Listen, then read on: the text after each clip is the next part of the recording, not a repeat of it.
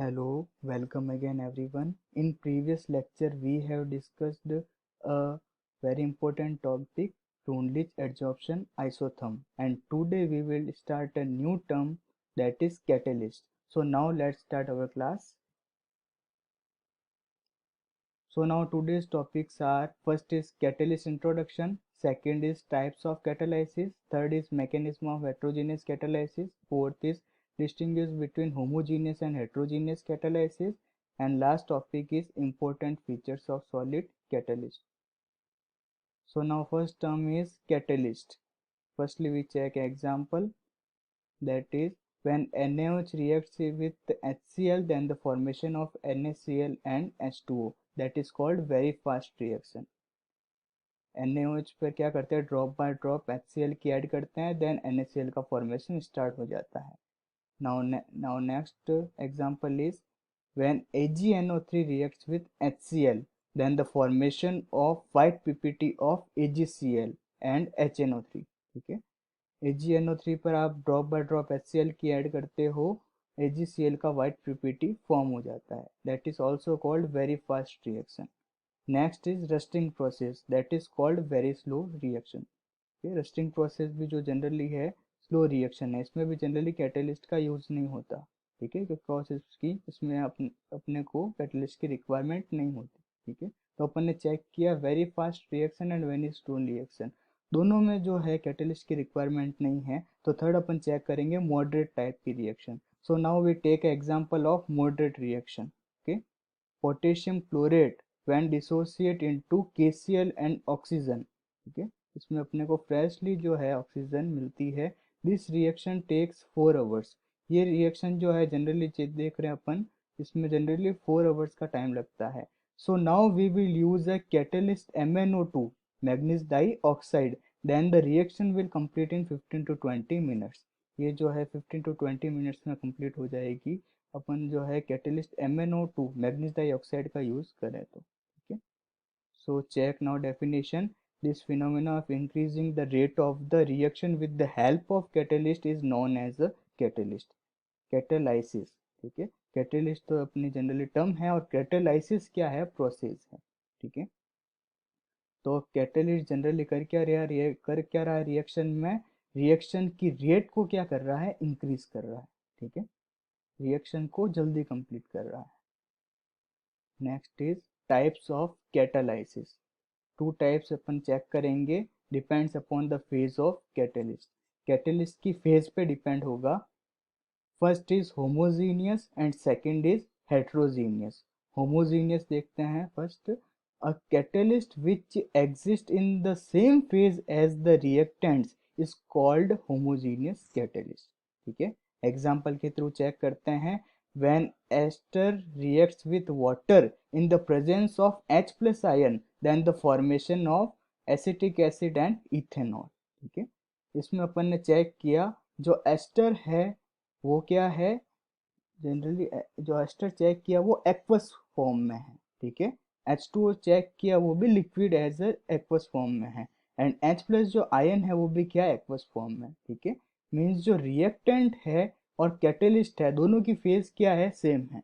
Ester भी जो है जनरली एक्वस फेज में है और H प्लस जो आयन्स अपन एज ए कैटलिस्ट यूज ले रहे हैं वो भी एक्वस फॉर्म में. ठीक है, तो होमोजीनियस कैटलिस्ट में क्या होगा, जो रिएक्टेंट होंगे और जो कैटलिस्ट होगा दोनों की जो फेज मिलेगी वो इक्वल मिलेगी. ठीक है, next is heterogeneous catalyst. A catalyst which does not exist in the same phase as the reactants is called heterogeneous catalyst. ठीक है, इसमें क्या होगा, जो रिएक्टेंट होगा और कैटलिस्ट होगा उन दोनों की जो फेज होगी वो सेम नहीं मिलेगी, दोनों की डिफरेंट फेज होगी. ठीक है, एग्जांपल देखते हैं. ये हैबर प्रोसेस ऑफ अमोनिया का एग्जांपल है. When N2 reacts with H2 in the presence of Fe, then the formation of ammonia. ठीक है, यहाँ आप चेक करोगे जो N2 और H2 की फेज है वो गैसियस फेज है, और जो अपन ने कैटलिस्ट यूज लिया है Fe वो किस फेज में है, सॉलिड फेज में. तो दोनों की फेज क्या हो गई, डिफरेंट. ठीक है, now next topic is mechanism of heterogeneous catalysis. ठीक है, अब अपन चेक करेंगे हेट्रोजीनियस कैटालाइसिस की मैकेनिज्म। तो अभी अपन ने चेक किया हेट्रोजीनियस कैटालाइसिस में क्या होता है, जो रिएक्टेंट होता है और कैटलिस्ट होते हैं दोनों की फेज क्या मिलती है अपने को, डिफरेंट। ठीक है, तो in this mechanism catalyst and reactions in different phase, दोनों क्या मिलते हैं अपने को, डिफरेंट फेज में। So catalyst in solid phase and reactant in gaseous phase. ठीक है, यहाँ कैटलिस्ट लिया है सॉलिड फेज में एंड रिएक्टेंट लिया है गैसियस फेज में। ठीक है, it's completed in 5 steps. 5 steps में एक मैकेनिज्म जो है कंप्लीट होगी। फर्स्ट स्टेप चेक करते हैं। तो यहाँ जो आप देख रहे हो सॉलिड फेज, वो किसकी है, कैटलिस्ट की। और जो गैसेस मॉलिक्यूल्स देख रहे हो आप, वो किसके हैं, रिएक्टेंट के। ठीक है, तो जो कैटलिस्ट की सरफेस है उस पर जो है गैसेस जो मॉलिक्यूल है उनका क्या हो रहा है, diffusion, diffusion of molecules to surface. ठीक है, फर्स्ट स्टेप में क्या होगा, जो भी मॉलिक्यूल्स है वो सरफेस पे आके क्या होंगे, डिफ्यूज होंगे। ठीक है, सेकेंड स्टेप चेक कीजिएगा। सेकेंड स्टेप में डिफ्यूज होने के बाद क्या होगा, ये जो मॉलिक्यूल्स है सरफेस पे आके क्या हो जाएंगे, एड्जॉर्ब हो जाएंगे। एड्जॉर्प्शन का प्रोसेस होगा, that is the surface phenomena, adsorption on the surface. ठीक है, जो कैटलिस्ट है, कैटलिस्ट के सरफेस पे क्या होगा, रिएक्टेंट्स आके क्या हो जाएंगे, एड्जॉर्ब हो जाएंगे। ठीक है, नेक्स्ट देखते हैं थर्ड स्टेप। एड्जॉर्प्शन के बाद चेक करेंगे क्या होगा, फॉर्मेशन ऑफ प्रोडक्ट्स। ठीक है, प्रोडक्ट का क्या हो जाएगा, फॉर्मेशन। जो गैसेस मॉलिक्यूल आके एड्जॉर्ब हुए थे सरफेस पे, अब उन वो दोनों क्या होंगे, कंबाइन होके किसका फॉर्मेशन करेंगे, प्रोडक्ट का। ठीक है, फोर्थ स्टेप चेक करेंगे। फोर्थ स्टेप में क्या होगा, generally desorption of products. Desorption, जैसा कि लास्ट क्लास में अपन ने देखा था, desorption is the removal of adsorption. ठीक है, अब कंप्लीटली प्रोडक्ट का फॉर्मेशन होने के बाद क्या होगा, सरफेस से जो प्रोडक्ट है वो क्या हो जाएगा, डिसॉर्ब हो जाएगा। ठीक है, कंप्लीटली क्या हो जाएगा, डिसॉर्ब। एंड लास्ट जो स्टेप है उसमें क्या हो रहा है, डिफ्यूजन वेग, कंप्लीटली क्या हो रहा है, वह रिमूव हो रहा है सरफेस से। ठीक है, ये 5 स्टेप्स है। एग्जाम्पल्स चेक करते हैं। फर्स्ट जो है, N2 reacts with H2 in the presence of Fe catalyst and MO promoter and the formation of NH3, that is ammonia। ठीक है, इस एग्जाम्पल को चेक करेंगे अपन। इस एग्जाम्पल में मैंने मेंशन किया है एमओ इज अ प्रोमोटर, या एमओ मोलिब्डेनम यूज लिया जा रहा है। एफ तो ही है iron, that is a catalyst, but MO is a promoter. Firstly what is promoter, जो कैटलिस्ट है उसको एमओ क्या करता है, प्रमोट करता है। ठीक है, एमओ प्रमोट करेगा कैटलिस्ट को, और कैटलिस्ट क्या करेगी, रेट ऑफ रिएक्शन को इंक्रीज करेगी।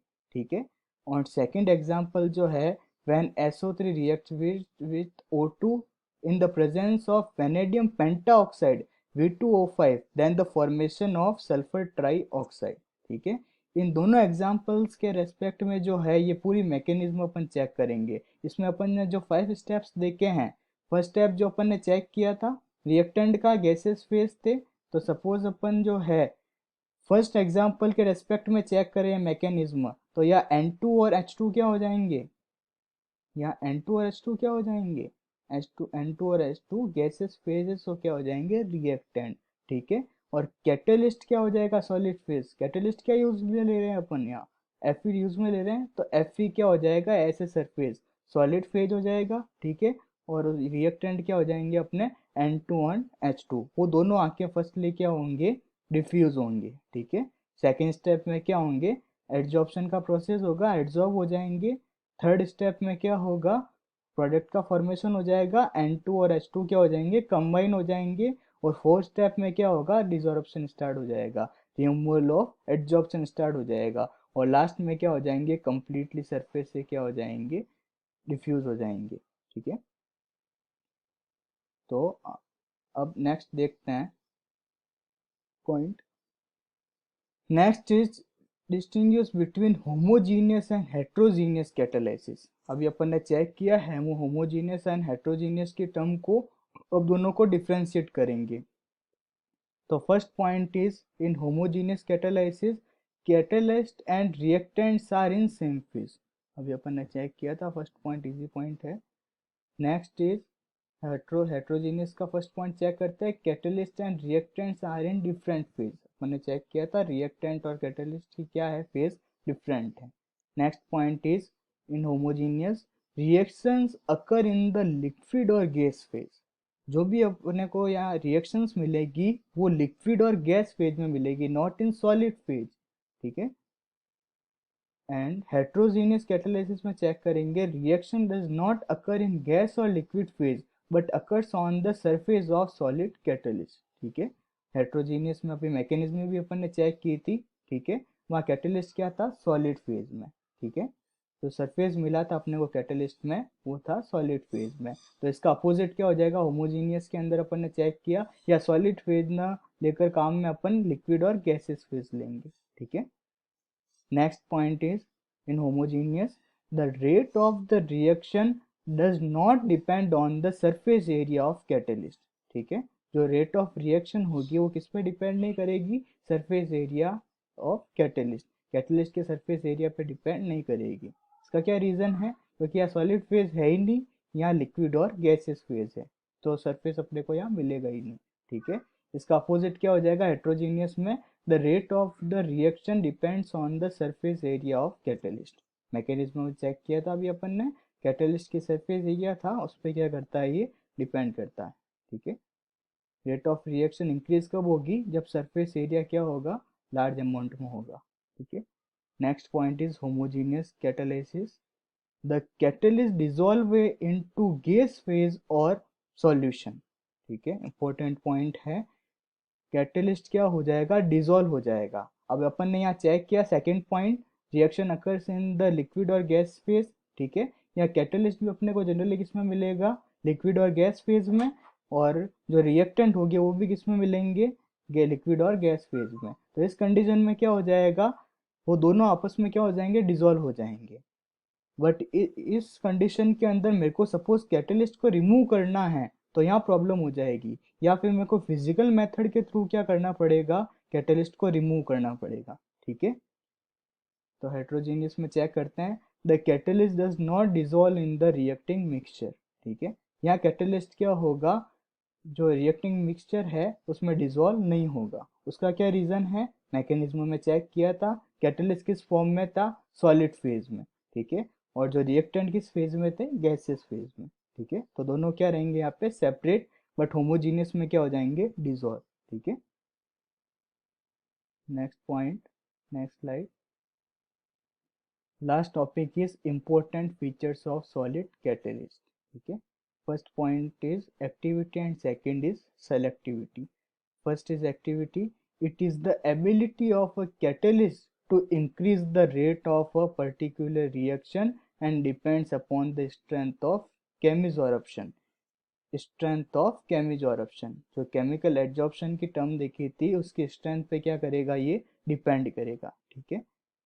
Next is selectivity. It is the ability of a catalyst to direct a reaction to yield a particular product, ठीक है। एग्जाम्पल के थ्रू चेक करेंगे, starting with H2 and CO, carbon monoxide, using different catalyst we get different product, ठीक है। Example के through check करना, first is carbon monoxide reacts with H2 in the presence of nickel catalyst, then the formation of methane and water. And second is when carbon monoxide reacts with H2 in the presence of copper catalyst, then the formation of HCHO, it is a formaldehyde, ठीक है। यहाँ आप check करोगे दोनों condition में क्या है, reactant same है, ठीक है।